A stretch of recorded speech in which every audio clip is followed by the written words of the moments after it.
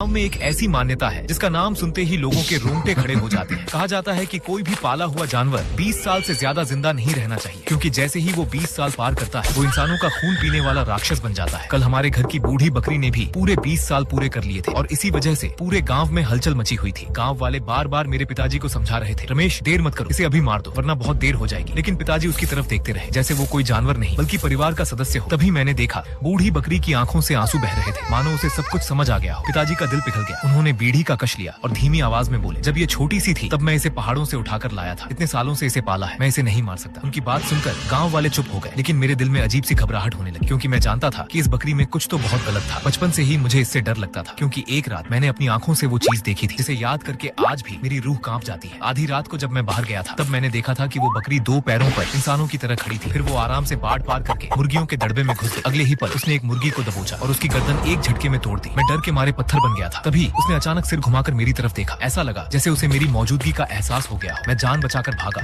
और सीधे कमरे में जाकर छिप गया। अगले दिन मुझे तेज बुखार हो गया। मैंने माँ और पिताजी को सब बताया, लेकिन किसी ने मेरी बात पर भरोसा नहीं किया। सबने यही कहा कि मैंने कोई डरावना सपना देखा होगा। उस दिन के बाद से मैंने कभी उस बकरी के साथ अकेले रहने की हिम्मत नहीं की। मैं और माँ लगातार पिताजी को समझाते रहे, लेकिन वो नहीं माने। गाँव वालों को धोखा देने के लिए उन्होंने दूसरी बकरी खरीद कर मार दी और असली बूढ़ी बकरी को मेरे कमरे के पास बने लकड़ी के गोदाम में छिपा दिया। जाते जाते उन्होंने उसके सिर पर हाथ फेरा और कहा, चुपचाप यहीं रहना, अगर किसी को पता चल गया तो वो तुझे मार देंगे। हैरानी की बात ये थी कि बकरी ने एक भी आवाज नहीं निकाली, जैसे वो हर बात समझ रही हो। लेकिन उसी पल मेरे मन में एक अजीब सा डर बैठ गया। मुझे लग रहा था कि आज रात कुछ भयानक होने वाला है।